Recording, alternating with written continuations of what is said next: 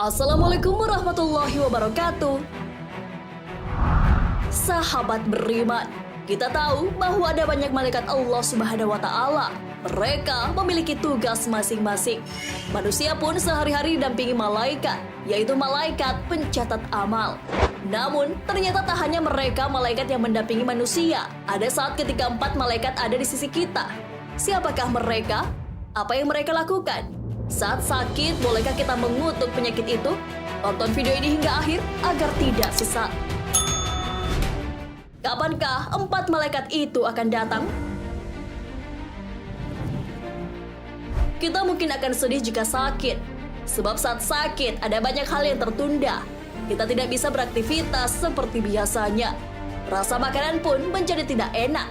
Namun, ternyata sakit yang kita derita bisa menjadi penghapus dosa walaupun itu hanya demam. Hal ini sesuai hadis. Penyakit panas itu menjaga tiap mukmin dari neraka. Dan panas semalam cukup dapat menebus dosa setahun. Hadis riwayat Al-Qadai. Saat sakit, juga akan diperintahkan seorang malaikat untuk mencatat amal kebaikan si sakit. Hal ini sesuai sabda Nabi Muhammad SAW. Apabila seorang hamba yang beriman menderita sakit, maka Allah memerintahkan kepada para malaikat agar menulis perbuatan yang terbaik yang dikerjakan hamba mukmin itu pada saat sehat dan pada saat waktu senangnya. Hadis riwayat Abu Imamah Al-Bahili. Apa yang dilakukan oleh malaikat-malaikat itu? Saat sakit, ada beberapa malaikat yang diutus oleh Allah Subhanahu wa Ta'ala untuk mendatangi kita. Apa yang mereka lakukan? Dalam Al-Mawa'is Al-Usfuriyah, karya Syekh Muhammad bin Abu Bakar, apabila seorang hamba mukmin sakit, maka Allah mengutus 4 malaikat untuk datang padanya. Allah memerintahkan malaikat pertama untuk mengambil kekuatannya sehingga menjadi lemah. Malaikat kedua untuk mengambil rasa lezatnya makanan dari mulutnya. Malaikat ketiga untuk mengambil cahaya terang di wajahnya sehingga berubahlah wajah si sakit menjadi pucat pasi. Malaikat keempat untuk mengambil semua dosanya, maka berubahlah si sakit menjadi suci dari dosa. Ketika hambanya sudah sembuh, Allah Subhanahu wa Ta'ala memerintahkan kepada malaikat pertama, kedua, dan ketiga untuk mengembalikan yang diambil mereka, yaitu kekuatan, rasa lezat, dan cahaya di wajah kepada hambanya. Namun untuk malaikat keempat itu tidak diperintahkan seperti itu. Malaikat itu pun mempertanyakan hal itu. Ya Allah, mengapa dosa-dosa ini tidak Engkau kembalikan? Kemudian Allah Subhanahu wa Ta'ala menjawab, tidak baik bagi kemuliaanku jika aku mengembalikan dosa-dosanya setelah aku menyulitkan keadaan dirinya ketika sakit. Pergilah dan buanglah dosa-dosa tersebut ke dalam laut. Maka dari itu, tentunya tidak salah jika hadis yang membuktikan bahwa sakit bisa membuat dosa-dosa terhapus. Tiada seorang mukmin yang ditimpa oleh lelah atau penyakit atau risau pikiran atau sedih hati, sampai pun jika terkena duri.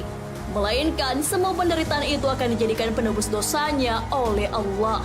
Hadis riwayat Bukhari dan Muslim. Bolehkah kita mengutuk kesakitan yang dialami? Di zaman Rasulullah SAW, beliau pernah mendatangi seseorang yang sedang demam. Rasulullah SAW lalu bertanya, "Ada apa?"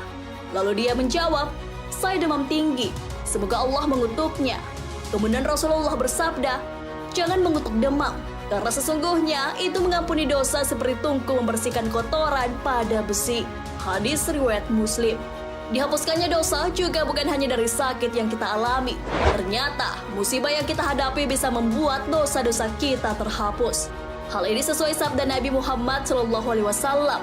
Bahkan jika duri menusuk salah satu dari Anda, itu akan menebus sebagian dari dosa Anda. Hadis riwayat Al-Bukhari dan Muslim. Tentunya tidak ada yang ingin jatuh sakit ataupun terkena malapetaka. Namun hal itu terjadi sesuai ketentuannya. Maka saat itu terjadi, kita tidak larut di dalam cobaan itu, tapi menemukan cara untuk bangkit dan tetap bersabar menghadapinya. Jika sabar, Allah Subhanahu wa Ta'ala akan membalasnya. Hal ini sesuai hadis Rasulullah SAW. Luar biasa urusan orang beriman, karena segala sesuatu yang terjadi padanya terjadi untuk kebaikannya. Jika sesuatu yang baik terjadi dan dia bahagia, dia bersyukur kepada Allah, dan itu baik untuknya. Dan jika sesuatu yang buruk terjadi, maka dia bersabar, dan Allah membalasnya atas kesabaran itu. Hadis riwayat Bukhari dan Muslim. Wallahu a'lam bishawab. Wassalamualaikum warahmatullahi wabarakatuh.